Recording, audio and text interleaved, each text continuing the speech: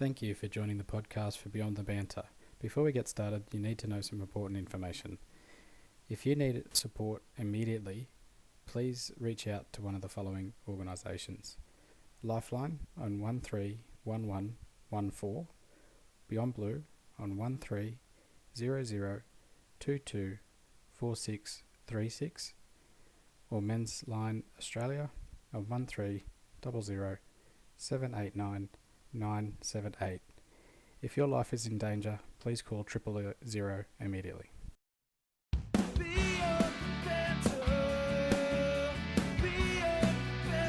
G'day everyone, welcome to the second episode of Beyond the Banter. We're so happy to be here. I'm in Darwin recording, so I'm sitting with Qirx, which is very exciting. I haven't been to Darwin before, so it's great to get up here and spend some time with you, but more importantly, do this face to face. We're so used to a COVID world at the moment, right? So everything's virtual, so it's nice to be face to face. Even walking through the airport, you don't know what you should be doing, you don't know what you should be touching, and it's still all there, it hasn't gone away. But it's exciting, I jumped on a plane yesterday, and the excitement, knowing that I was going away 4 hours on the flight. It's quite a big flight. It felt like to me like I was going overseas, so I'm just really happy that I'm here, get to spend some time with you.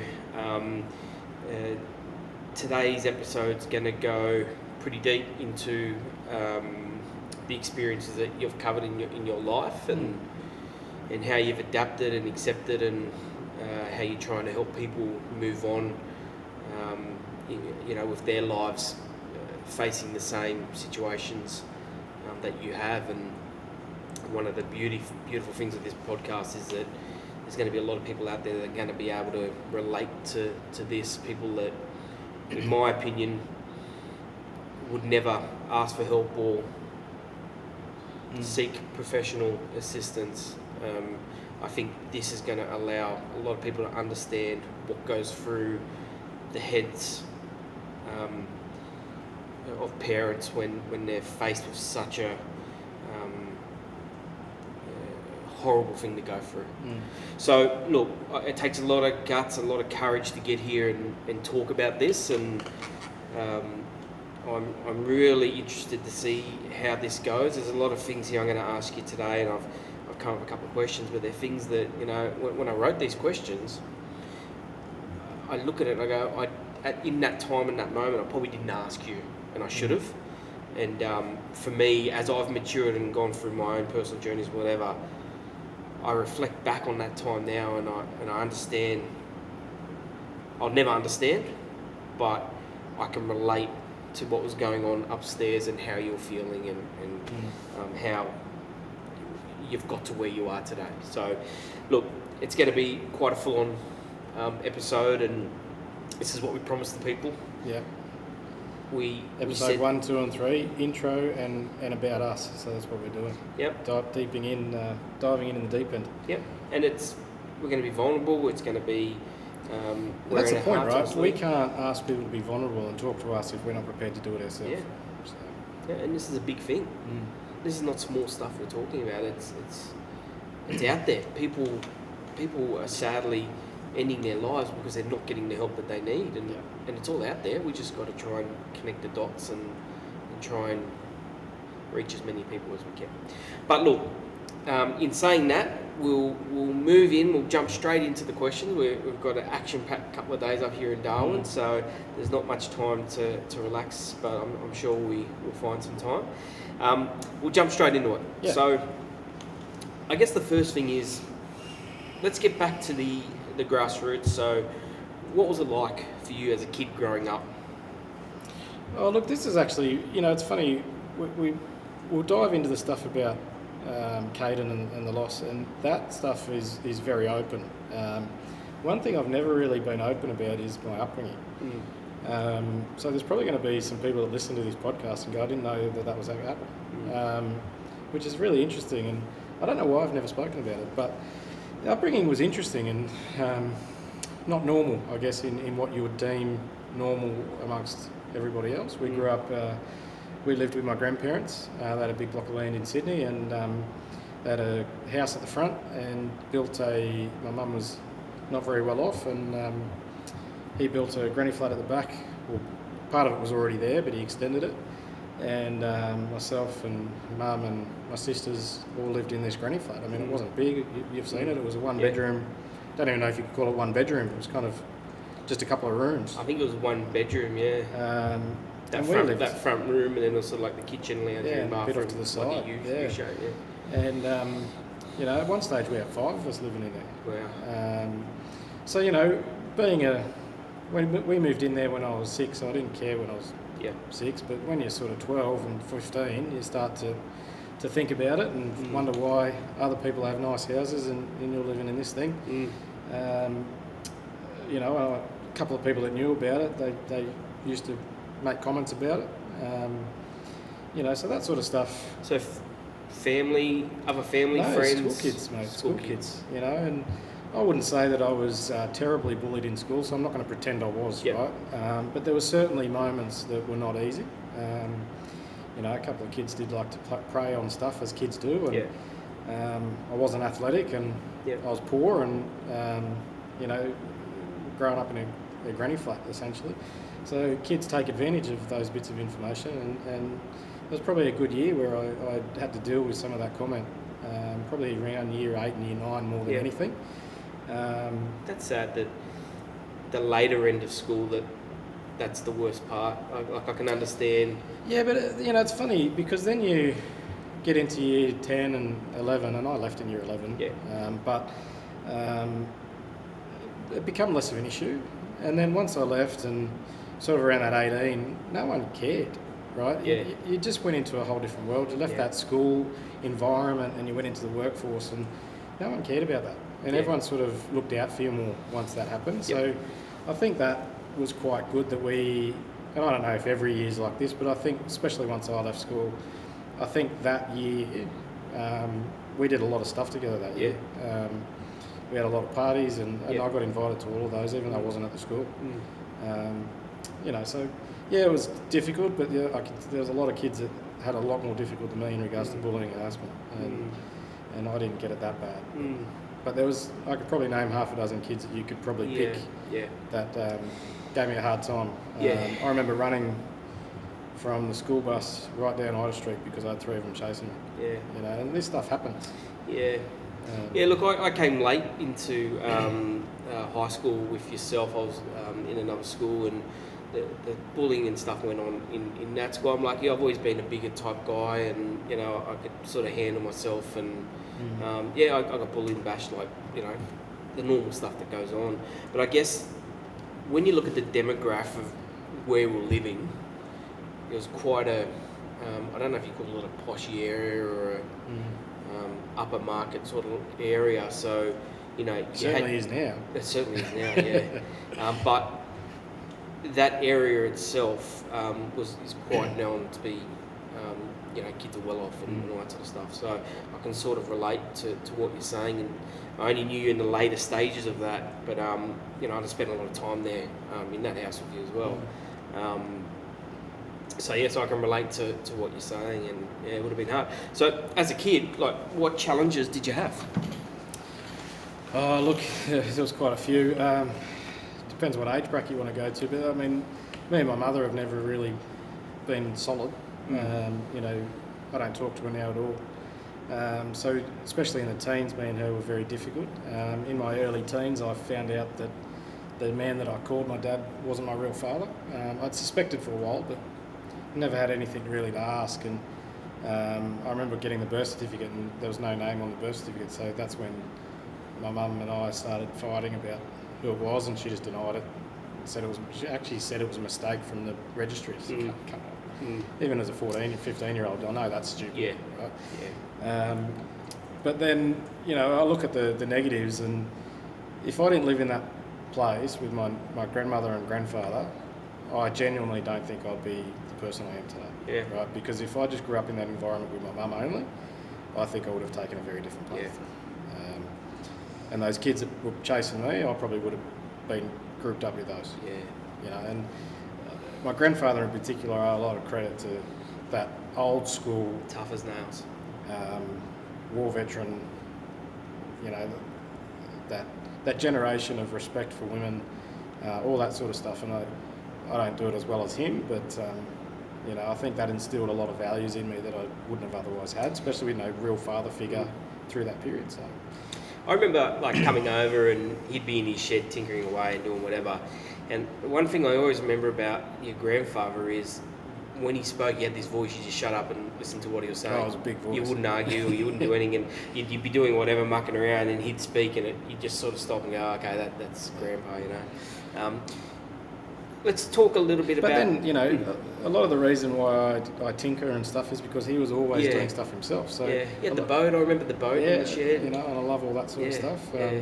Actually, I remember being out on the boat once with my cousin, and it was the first time I heard my grandfather swear. And I don't know what we're doing, but my grandfather had asked my cousin to remove a board that goes across the back where the motor is, and he didn't do it. So my grandfather took off, and of course did something with the motor, and hit this board, and he lost it. And I was in between listening to that booming voice and try not to laugh at the same time. Yeah. How old you have been then? Oh, probably 14, 13, 14, at a guess. But, you know, he gave us opportunities that we didn't have. You know? And I can't credit enough. Yeah. And you know me, mate, I've still, he's been passed now for a while, but I still hold both of them in a lot of high regards. So. Yeah. I think both your grandma and your grandpa, we'll sort of go into that a little bit later. I wanted to chat to you a little bit about the father thing and how, through your life, how did you perceive him? And I've met him a few times, obviously at your wedding. I'd met the person that was supposed to be your dad. Give us a rundown on growing up, having this person as your father figure, when you knew he was who he was, and then ultimately when he told you, hey, I'm not. Well, this is an interesting story in itself, right? Because I found out when I was 15 that he wasn't. Mum denied it. Mum didn't actually admit it until I was 23. Yeah. Right, so that's a big gap in between.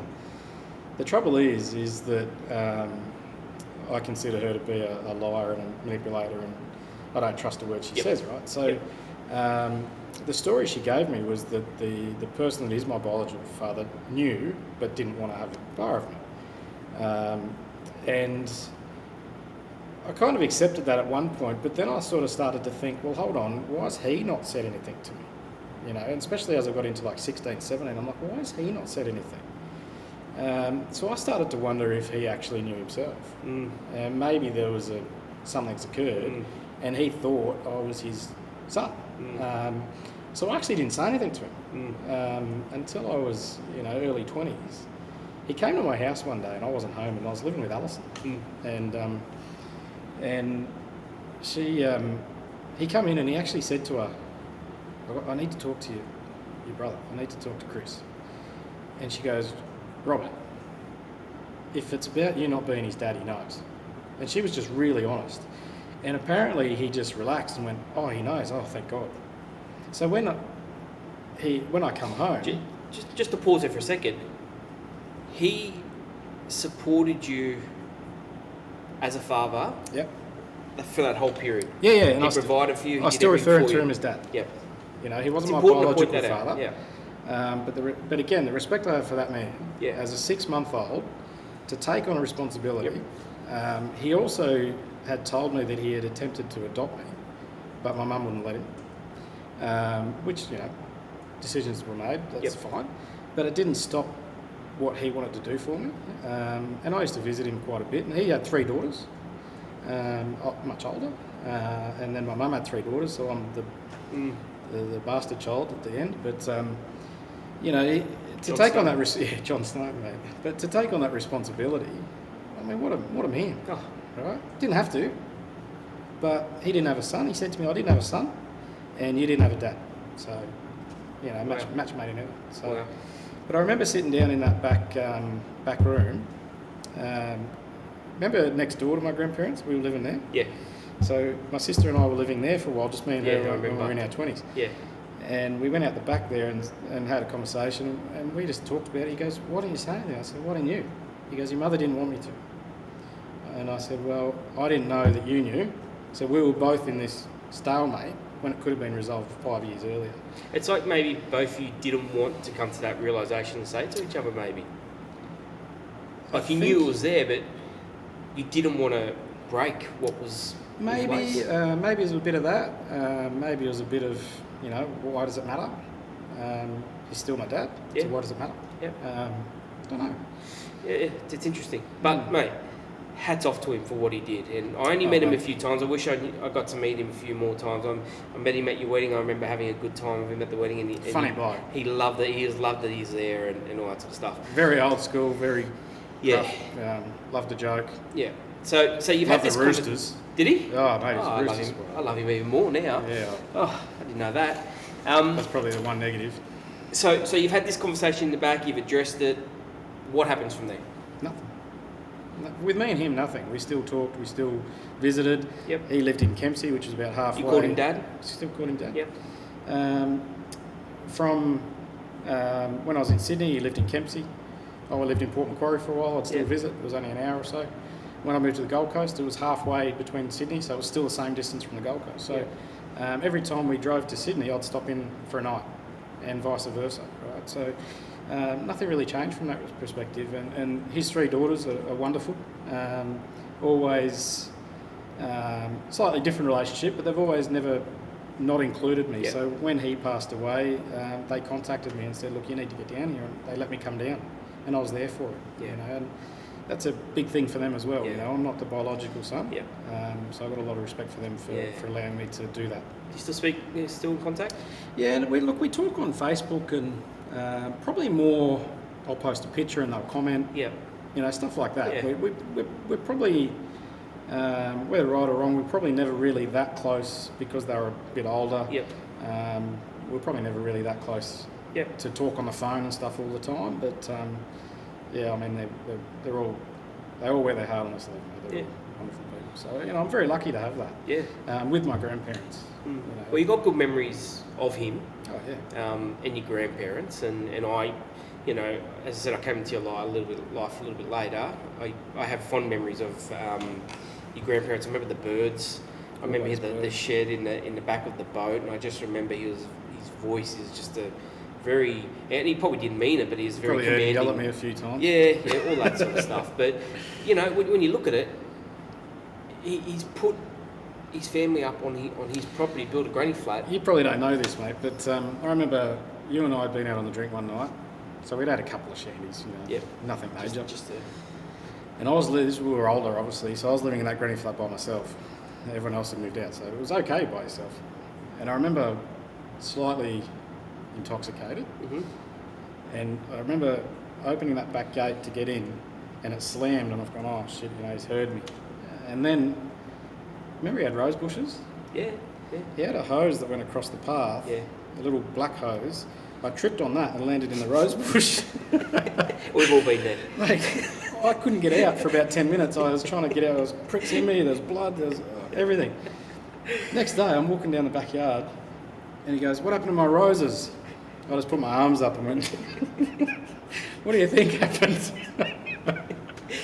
Oh, too funny. I think he was pretty cranky, but I think inside he was having a bit of a chuckle to himself. How good's that to have a memory like that you can reflect on? I'm sure you've thought about that millions of times. Let's change things up a little bit. Look, I guess this is more of a general question. Before we go into the passing of Caden and before we move into that sort of conversation, prior to all that happening, had you had any mental health issues growing up? Like, did you think, oh, something's not right here, or did you just think it was normal and just go off the flow, everyone must be feeling the same way? Like, was there anything there? And probably when I was probably around that time when I had the bit of bullying and thinking about the house I live in and why is it, I got into a bit of a self-pity. So probably a little bit when on reflection, but at the time I didn't recognise it, obviously, and probably only knowing now what I know now is probably hindsight, I probably did have some signs of anxiety or depression or something like that, but I wouldn't say it was significant. Well, that's a funny thing about anxiety is you have to have it. It's actually healthy to have it because it makes you make decisions. So, you know, there's a stage there where you have it where it's acceptable. It's when it gets too much. I guess where I was sort of going was, did you have, in those early stages, did you have a network? Could you talk to anyone? Was anyone out there that you could say, hey, Granddad, listen, this is what's going on, you know? No, not really, and it might have been my own thought processes of no. You know, my sisters are pretty close. Yeah. So we were never shy to talk to each other, Yeah. but, you know, around that time, my youngest sister's 5 years older than me. Yeah. So when you're 15, she's 20, she's doing her own life, right? So, so I probably didn't really reach out, certainly not to my grandfather. He was kind of have a cup of cement and harden up, you know. It's exactly the problem of what we're talking about. Yeah. He was that old school generation of you're a man, you don't show, right? Yeah. So that's probably the one negativity from that sort of upbringing, was that I was taught to be stoic. I was told to ignore it. Yeah. And certainly mum I never really went to, right? Yeah. So, I think she had a whole lot of issues herself that probably didn't go and get help for, and it's sad because that's the way it was. But I think when how old were we when you came to Endeavour? It was probably only 10. It was probably a year or two where you and I become a lot closer. Yeah. And I probably used you for a sounding board more for anything. Yeah. I think it's just having mateship, right? And I think. Well, it probably wasn't even using you for a sounding board. It was probably using you for an escape. Yeah. Right. Because how often was I at your house? Yeah. Yeah. Right. So I didn't want to go home. Yeah. You know, your dad had what I thought was an incredible house. Yeah. 5 minutes up the road, right? So I could ride up there as quick as anything. Had a pool. I remember jumping out that window into the pool a few times. Yeah. You know, and it felt, you know, it felt like a family. Felt like a sitcom. Yeah. You know, so I kind of used that to get away from my own things rather than probably confront it. But at the same time, I don't regret that. I think we had a great time. We did. So. Yeah, we did, and look at us today. You know, yes, we've gone in different directions with career and travel and marriage and kids, but we're still connected by those early days. Driving bloody 2 hours for a quarter pounder and turn around and come home. Yeah. So I never had my license. I didn't get my license till I was like 27 years old. So I relied heavily on my friends with their cars, and particularly you, and that flashy Commodore, and we had some very good times driving around and causing ruckus. All right, we'll change things up again. A big part of why we're doing what we're doing is, and the charity that you're aligned with, which is Red Nose, is the death of a child and how that affects parents, marriage, friends, life. And a big part of that focus is on you. Now, we'll jump straight into it. And I'll let you tell the story because I want you to take your time and go through it and express it the best way that you can and capture everything, because this is what this is about. And I know he's there watching down, and I just want you to just be really comfortable. Okay? It's funny, mate. I've told this story a million times. Yeah. Today feels different. Yeah. So it'll be interesting to see how this goes. We haven't gone down this route before. Not in just this me and much you having a detail. conversation. Yeah, There's a whole audience there, right? We haven't gone through this. So we went for a walk just before, and actually we went on scooters. It was really cool. We went up and down, and we had to clear our heads before coming into doing this because I think because we're in stitches before. That's yeah. We've got a blooper reel. We'll keep it private because it does involve one of our future guests. We'll let them see it. But we had to go clear our heads because we just needed to come back down a little bit and get ready for this. So tell us a little bit about Caden. Tell us a little bit before the passing, what was happening, with the birth, when you knew there was a problem, the whole timeline leading up to his passing? Yeah, look, that was my first child, so I didn't know anything different, right? So I was pretty naive through the whole process. I would argue that the whole event was fairly uneventful. Mm-hmm. You know, the whole pregnancy, Normal. essentially normal, Yep. what I would consider, Yep. because I didn't know any different, Yep. right? So there was a couple of little moments where there was some additional tests and things like that, but all the doctors told us it was all fairly routine and not to worry. So there was nothing there that really concerned us. There was certainly all the tests come back that were done that in hindsight now were probably a little bit above what is normal. Okay. All of them come back normal, right? So at no stage do we have any thoughts that there'll be any problems. So 8.5 months, you know, we're preparing to become parents, and you know, it was only, I mean, we kind of jumped forward pretty quickly then to 2 weeks before he was due. At the event, the labour period started to happen, the contractions and all that sort of stuff. So we went into Excited, hospital. ready to go, Oh, bang. You Here know we what it's go. like, right? Yeah. So you get the nerves and you're like, shit, it's happening. Am I ready to be a dad? Like, you know, but you pretty quickly just move on with it, right? You're in the hospital and you're in gowns and it's all happening. We were in the hospital for a whole day, and so we went that morning.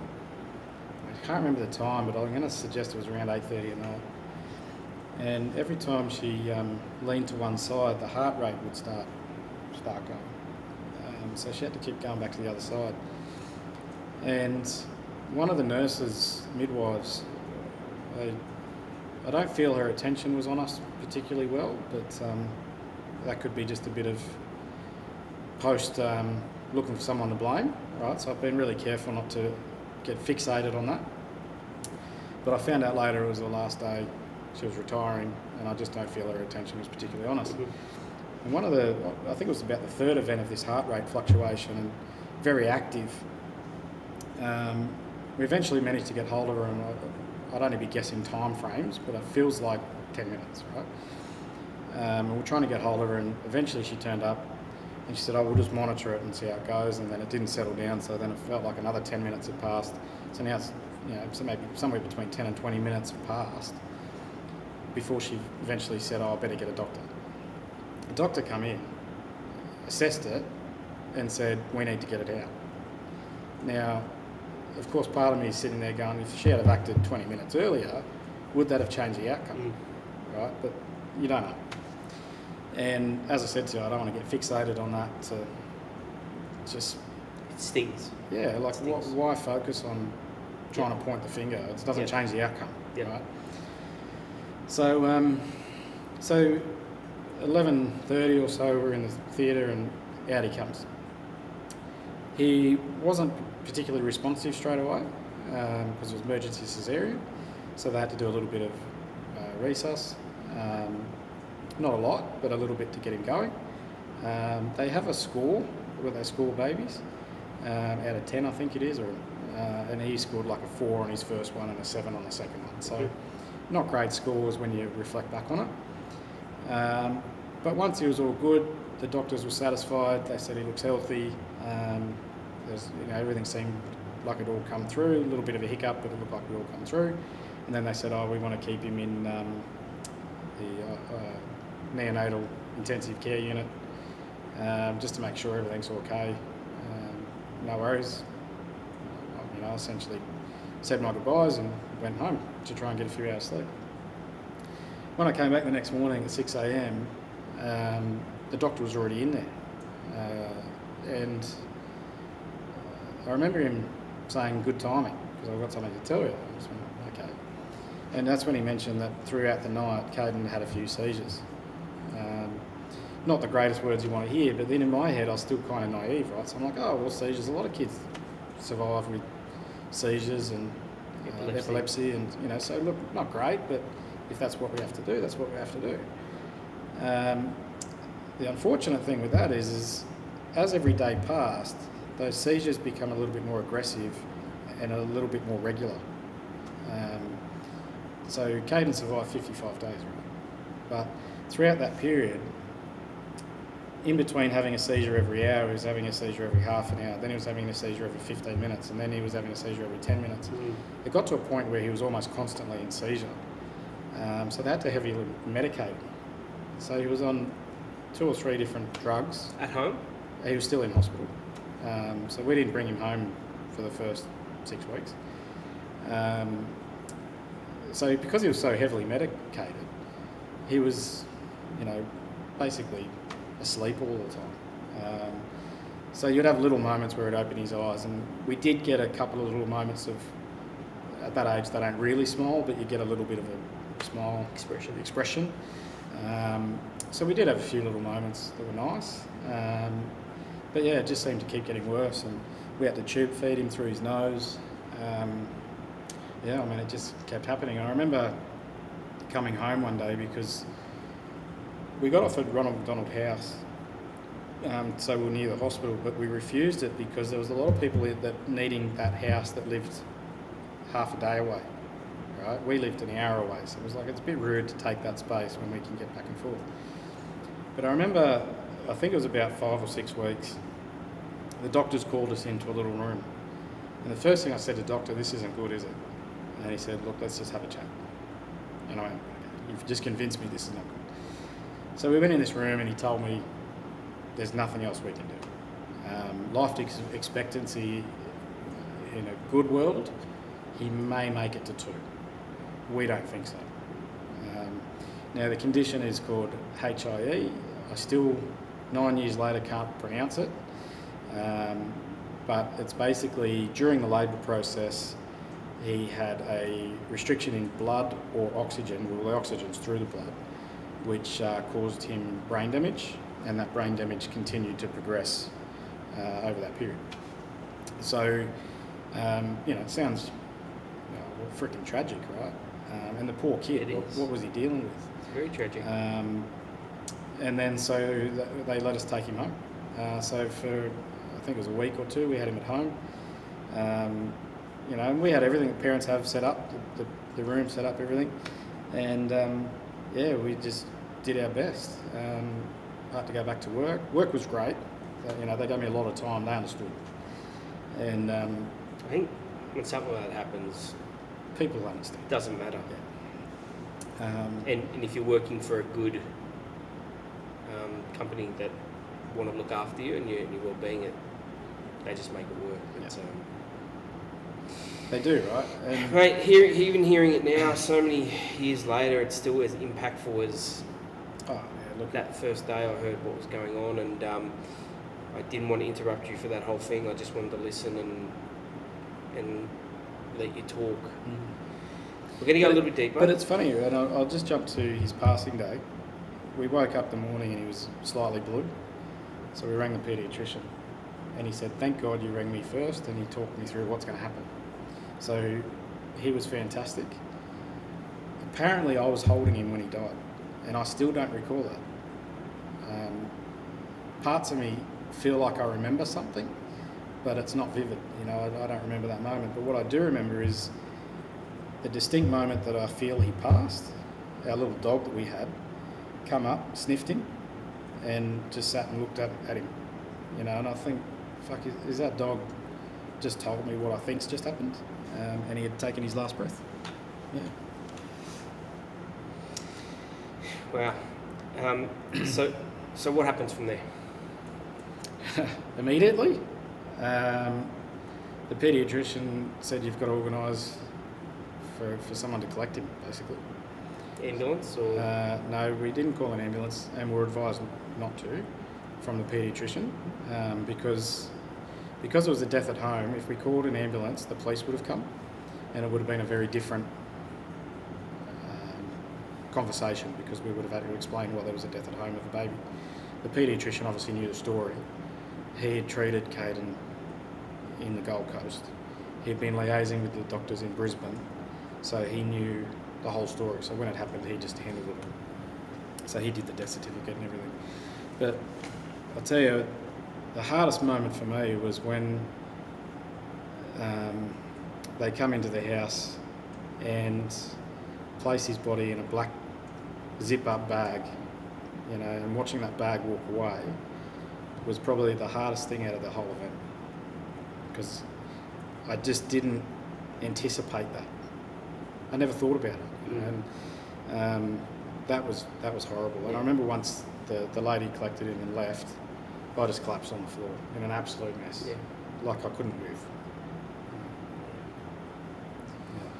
That was the immediate aftermath, and then of course you want to know what happens, right? So we agreed to an autopsy.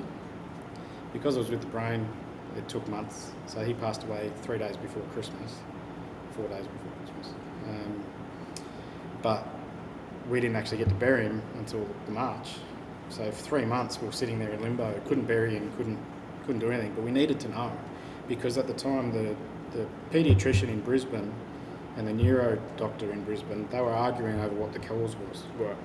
So because I didn't have an answer, that's why we agreed to the autopsy, because of my personality, I need to know what caused it. I think everyone would. So I think everyone would want to know. So that was difficult too. 4 days before Christmas, you said? Yeah. You know, that's another complexity to it all. Like, mate, as I said, hearing it now is more impactful than hearing it when it happened. You know, if I can just push the story forward a little, I guess for me, what I also didn't anticipate is the grief doesn't stop. Yeah. While you learn to accept that initial event, you grieve every missed milestone, and I never anticipated that. I always thought, well, he's passed now, I'm going to grieve, I'm going to go through a difficult time. But I didn't anticipate the first birthday, the first Father's Day, the first Christmas. One of my good mates, his son's born on the same day. You know, so every time he hits the birthdays, it's a bit bittersweet, because, you know, he's a great mate of mine. You know him. I watch his son grow up, and I do occasionally think, you know, that's missed. Of course. So, you know, that's an interesting element as well. And I think, you know, first day should have gone to school. You know, all that stuff is just going to be ongoing. Yeah. So you've got to, in my mind, I've had to accept that that'll just never stop. How did the passing affect your marriage? Yeah, that again was unexpected. You know, I thought we'd been together for a while. I thought we would get through it together, but our grief process was just completely different. I was accepting it a lot quicker. One thing that I really, the moment he was born, and cesareans are pretty quick.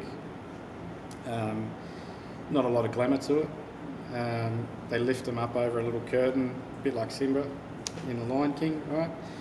That moment is what I have attached myself to, because it was such a beautiful moment. I mean, he looked like he was bloody. Yeah. You know what babies look like when they come out, right? Sure do. You're like, holy crap. Yeah. What's this alien? But this is beautiful. It's the most beautiful thing ever. Yeah. So I always knew that moment I wanted. And I knew in that moment that I'd be a good father, and I feel like I've always been a good father to Caden, even though he passed.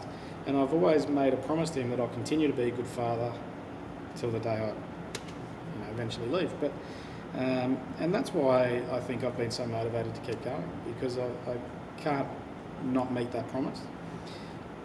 Whereas on the other side of that, she couldn't accept it. And I don't want to talk too much on her behalf, but I really feel like we were just in completely different paths, and we couldn't connect. So it was about a year or so later, probably a little bit more, year and a half, that it just all came to an end.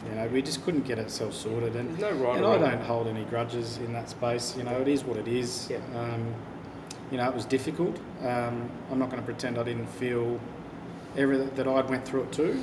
So why was I being treated so poorly? Why you right? being punished? Yeah. And I still kind of feel like I tried harder to make it work. Yeah. maybe I didn't. I don't know, and it'll only be over time that I continue to reflect on that. But look, it was a difficult moment. But at the end of the day, I've spoken to counsellors and psychologists, and they've all said the same thing. It's very common that when people lose a child, that the relationship falls apart because they just are in two different places, and they don't know how to handle the other person. I accepted it quickly, so I was ready to start considering what could we do for the future. She didn't want to hear it. And I probably wasn't level-headed enough to accept that as well. And so we didn't support each other very well. No, fair enough. Fair enough. And I'm sure that will resonate with a lot of people that have gone through this and have split after something like this has happened. Not only something like this but happened, but major events in life. Okay, so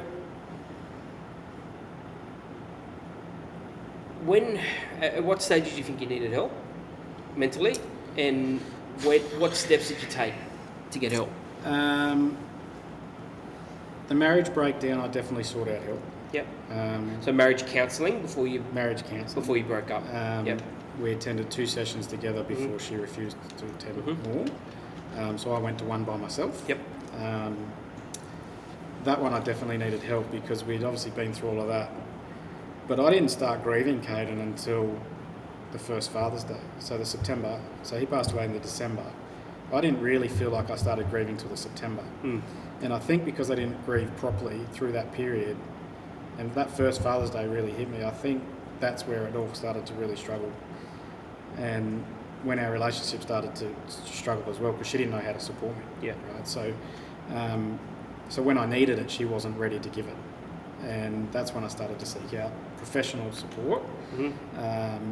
I also attended, before that, on recommendations, I attended a psychiatrist.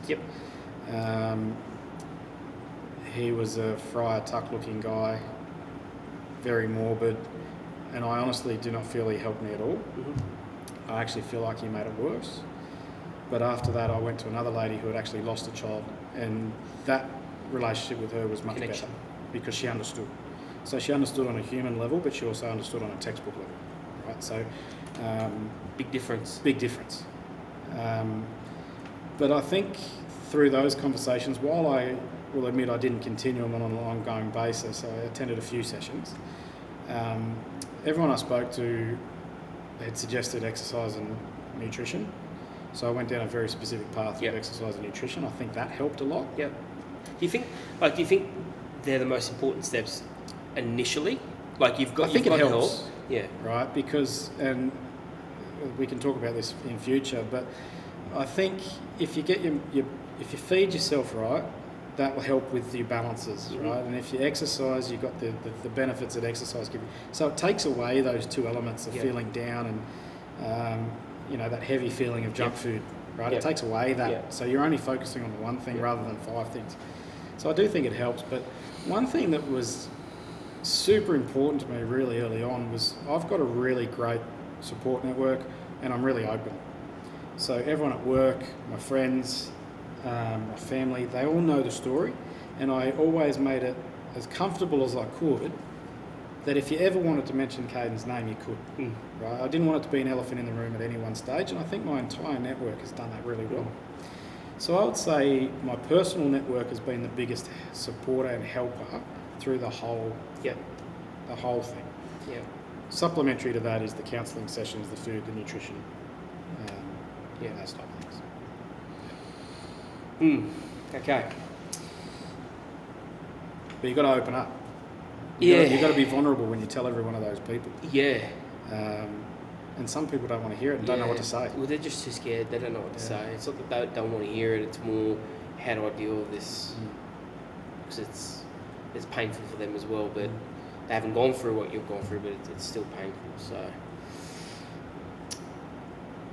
the last question I have on Caden before we sort of move on, and I'm just conscious of the time. How has the passing of Caden helped you to understand mental health better? Just because I've had to understand. An example I've got is I remember watching, I can't remember the movie, but I'm just going to say it's Transformers or something like that. Yep. Right? It could have been a Marvel movie or something, but it was something like that. And there was one scene where I just burst into tears for an hour. Now, how do you cry in a Transformers movie? Yeah. You know, Mark Wahlberg's not that good an actor in Transformers. So how does it happen? But there was something in there that just triggered me. So it started to help me realise that there are going to be moments that are tough. It doesn't mean you're done, right? It just means that you've got to let that release out. And don't be afraid to release it, right? Crying, to me, and I have cried many times, it's a release, right? If you bottle that up, it just keeps on building up. So if you cry or laugh, one or the other, to me, it just releases it. And then you're good for another period of time. That's a very simple analogy, but, you know, and then just understanding what your triggers are and what things you can put in place to try and make sure that you manage that. One of the things I've been very particular about is taking away the negative environments, you know, and it could be in a number of circumstances. So if something's a negative influence on me, I reduced my access to that because that's not healthy, right? If you feed your brain with negativity, you're going to constantly be in that negativity mindset, and I refuse to do that. So I always hunt out the positive. And, you know, I've been in owners' meetings where, you know, COVID, the wheels are falling off. And I sit there and find a positive in it. They're like, how did you find a positive in that, right? Yeah. But otherwise, you just sit there and you just get so negative about the world. Yeah. And I just refuse to do it, right? Yeah. So it's helped me understand that. What's your life look like now? Great, mate. You know, I talk about it with my partner now, and we've got two beautiful boys, Lincoln and Oliver. And No Roosters supporters? they've corrected you many times that they're Rabbitoh supporters. But Boosters, they call them the boosters. The boosters, yeah. You know, if those events didn't happen, as tragic as they were, my life would be very different, right? And I sit in a bit of a battle of, I don't want my life today to be any different. But then I battle with, but that means that I wanted that to occur. Yeah. Well, I didn't want that to occur, but if that didn't occur, I wouldn't have Lincoln and Oliver. Yep. And they're great kids. Yep. Yep. Sometimes. Yeah. And my life with Victoria is great. I've got a good job. We've moved around. We've seen some really good sites. We're in Darwin at the moment. It's got some unique sites. Since you left Sydney, how many other, let's say, cities, towns that have you lived in? I couldn't even count them on hands and toes. Most of the East Coast, Vanuatu, Melbourne, Alice Springs, Darwin, Port Macquarie, Brisbane, Sunshine Coast, Gold Coast, Port Macquarie. You've been around. A few places around Sydney. I'm sick of moving around though now, so I'm ready to. Yeah. I'm ready to settle down and Yeah. plant my feet somewhere. Yeah. Well, I reckon you should move to Sydney. So, what advice can you give to other people in terms of this is what I did as the first steps? This could help you. Obviously, everyone's different, situations are different. But what advice after everything you've learned, everything you've gone through, even today being a parent right up until this very moment? What can you tell other people to do to take those first steps? Be vulnerable, be open, talk about it. You'll be surprised at how much other people have a story. It may not be identical to yours. They will probably tell you how they managed. And some of those, I haven't always taken some people's advice because I know that they won't work for me. But some of it I've taken on board and it has worked quite well. So take the little bits that you think will be beneficial and don't be afraid to try it. You don't know if you don't try it, and it can be really positive outcome. And just be vulnerable and open up. Did you find talking to a complete stranger help rather than someone you knew? Well, I've asked this from a few people, and for me, yes. I found I would prefer to talk to someone I know. Right? They know me. They will know me in the future, so know my story. let's support each other. And so for me, talking to someone I wasn't always that comfortable with when I didn't know them, because I felt like that they were just sometimes going through a textbook and saying, well, this is what the textbook tells me to do, except for that one lady. But in saying that, I know people that prefer to talk to people they don't know, because they find that easier. So I think we're all individuals, and we all have different outcomes. We all have different ways of processing information, and I think what works for one may not work for another, and you've just got to try it all, right? Try it all and see what sticks, and you won't know, right, unless you give it a go. So. All right, so to finish up, I guess tell us a little bit about Red Nose and why you're doing this and why you've selected Red Nose as one of the charities. Well, Red Nose, they have a number of arms that they operate under. So they've got Red Nose, and they've got another organisation called SANS. So while Red Nose is the parent company, SANS is probably the more dominant association that I work with. And that's all around father loss specifically. I participate in hosting men's groups for people that have lost children. Some of those are very raw. Some of those are 9 years ago. But we encourage all the men to talk. They don't have to. Do you ever get nervous going into those events, or does it trigger any? No, I don't get nervous, but there has been a couple of occasions where after the call I've just needed an hour to debrief myself. Right, especially ones that are a bit closer to home. We had a couple of gentlemen that their children had passed away from HIE. Right, so I'd done it a year, never heard of that, and then I had 2 in quick succession, 2 different fathers. So both of those I needed to unpack a little bit. But it's quite a vulnerable group, right? We've cried with each other. It's fine, we encourage it. But for me, when I went through it in 2013, I just didn't feel there was enough out there for men. When you're in the hospital, they give you all these brochures, and every single one of them is tailored towards the female. And I was trying to research and go, who can I go to that understands the male perspective? Because it's different. I'm not going to say it's better or worse, it's just different, and compared to the mother. So once I sort of processed it and felt comfortable that I could now talk about it, I was desperate to help other men go through the same thing and just let them be a release board for them. So through that, there was 2 organisations. One was SANS, another one was Pillars of Strength. Unfortunately, through COVID, Pillars of Strength seemed to slow down their operations a little bit over that period, as most of the businesses globally did. And through that, Red Nose ended up, and I may be incorrect in the exact processes, but I believe they ended up acquiring them and then merging that into their operation. So it still exists, and they're starting to invest a lot more into that men's health. But they're the 2 organisations that I do. But as Red Nose is a parent company, they do SIDS, stillbirth, infant loss, and now they're delving into a lot into the men's health space. And I'm so proud to even just be a part of it, to be honest, and the traction and the responses we've got from them, and just hearing it secondhand for yourself, I'm very proud to be associated with them. They've been incredible. Every time I've reached out to them for something, they've responded, and it's just been unbelievable.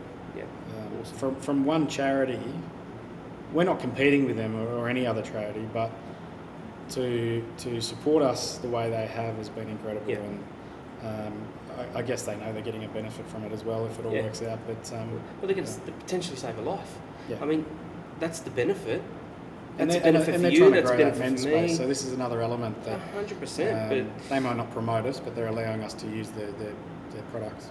It's to save a life, and you can't measure a benefit when we're talking about saving lives. But I'm very proud and very happy to be working alongside you. Look, before we go to your closing comments, I just want to say that I'm extremely proud of you. I'm extremely... How can I get through a whole conversation and then that part tears me up? Come on, mate. Yeah, well, mate, I really mean it. We've been through a lot. We really have. And sometimes it felt like we drifted, but I knew that if I need the message at 3 o'clock in the morning or whatever, you'd be there. And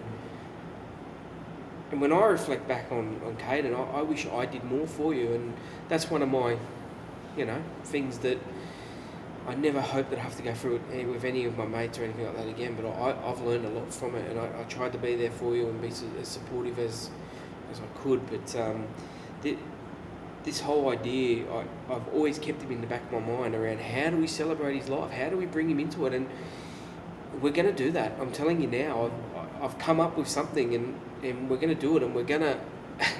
he's going to be a big part of this show. I've seen you come from school in year 10, ponytail. Oh, those were the days, weren't they? The granny flat. I was sharing times in that granny flat. I was going to Ramsgate RSL and causing all sorts of dramas for everyone involved. To living together. We lived together in a short period there in Ramsgate. To where you are now. And I think about your... Bringing you artwork? Didn't I bring you artwork back? Yeah, you brought me some art. I had to return it. That's another story. But I look at you now and how successful you are and what you're doing for those 2 kids and providing for your family and Victoria, and I couldn't be proud of you. I really couldn't. Thank you. And it means a lot, and I'm just so grateful that I'm sitting here and doing this with you. I wouldn't want to do it with anyone else. Thank you. So I wanted to say thank you. Come here. Mate. Come here.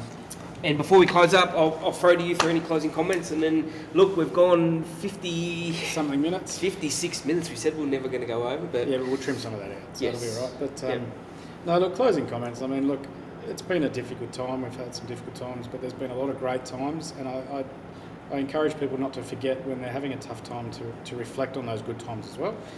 I think the events have taught me Lincoln and Oliver have probably got a better me. Yeah.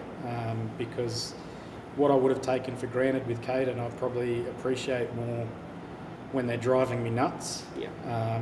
As much as I get frustrated, I'm glad they're able to drive me nuts, right? Yeah. So, that's probably my closing comments there. Awesome. Awesome. Well, thank you. Thank you, mate. We'll finish it up, and we can't wait to get this one out to everyone and really get this thing moving in the right direction. So, absolutely. Awesome. Thank you, and we'll finish it there. Thank you.